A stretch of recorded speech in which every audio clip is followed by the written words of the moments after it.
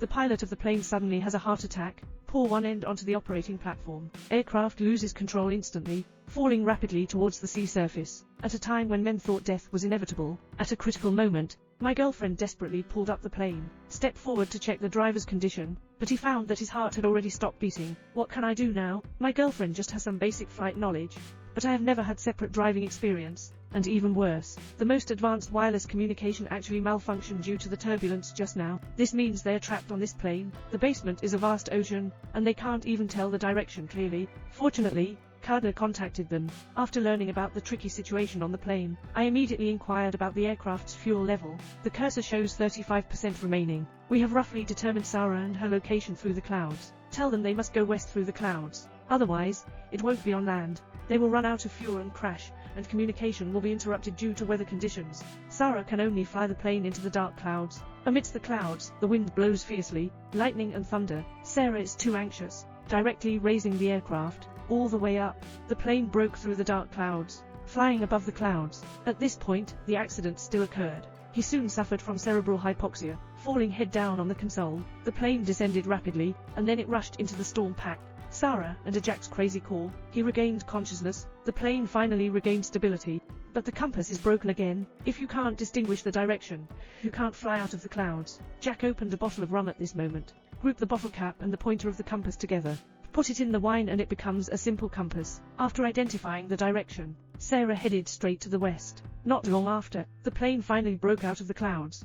But new problems have emerged one after another. I didn't see the ornithor on land, but it had already bottomed out. Sarah has activated the backup fuel tank, but the speed of oil decline is abnormally fast. At this point, they realize that the plane should have leaked oil. The man opened the cabin door, looking down at the vast ocean below. If he's not paying attention, swept down by the howling gale, there will be no possibility of survival. But he still came outside the plane, struggling towards the head of the plane. I saw him placing his hand on the wing. Finally, I reached the switch, but the cockpit cover flew towards him in a hurry. But fortunately, he dodged in time. Sure enough, the plane's fuel is constantly leaking. He knows, if we don't fix the leaking pipeline again, sooner or later, the plane will crash. Jack quickly tore off the tape on his right hand, then he extended his left hand to wrap around it. The ruptured area has an effect. The plane has stabilized. Jack docked and hung one hand on the plane. His other hand was injured. It's impossible to exert any upward force at all. Sarah saw the situation, buckle the seat belt on the steering wheel, and then extend a hand to pull Jack. But Jack got entangled in the rope. He asked his girlfriend to cut the rope first. So although he can take action, we can lose our final guarantee. Gera took Jack's hand, let him slowly jump over, but Jack almost fell off. Fortunately, Sarah has been holding on to him and not letting go. He finally pulled him back up. The two of them, who were still in shock, hugged tightly together.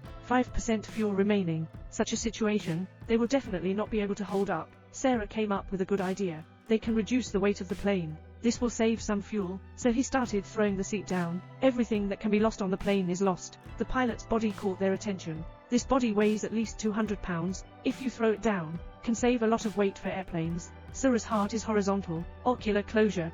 Kick the pilot's body down with just one kick. Unfortunately, even so, airplanes can't last long either. Fuel is decreasing. There's not much time left for them. Below is still an endless ocean. They can't find land.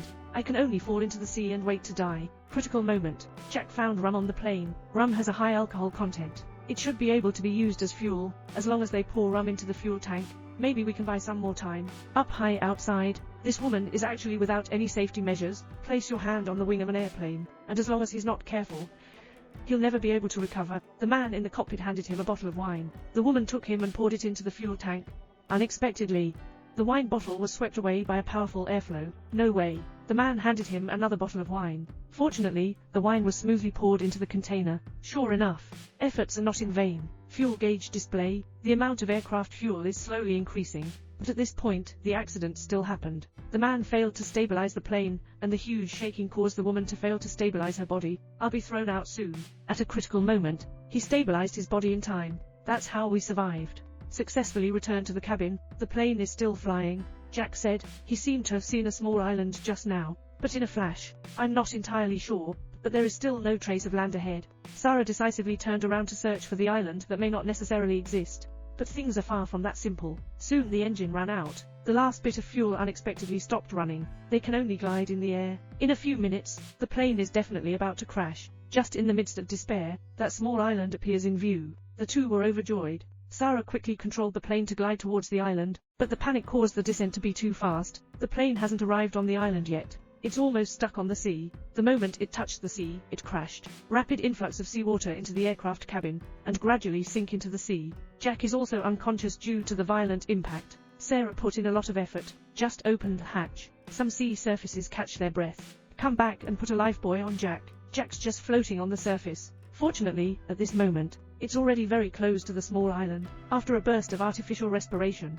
Jack finally woke up. The two of them breathed a complete sigh of relief, lying on the beach breathing fresh air. But the disaster is not over. Jack looked around. Only then did I realize that all the small islands are just sandbars. As the tide rises, it will soon disappear. The hope of survival is shattered once again in an instant. Sarah almost collapsed. Sure enough, as the sea water rises higher and higher, they no longer have a foothold. But at this point, a fishing boat has appeared. The two were finally rescued. End of film. It's really thrilling and exciting. Two people leave the cabin and stick adhesive tape to refuel when the woman leaves the cabin, feeling scared on the shallows again. They are all excellent fear points. Of course, there are also some logical errors. It's not reasonable to take alcohol alternative fuel. The handling of the old black driver's death was too perfunctory. It's too exaggerated to pick up planes twice, isn't it? Maybe each team may not be able to catch it.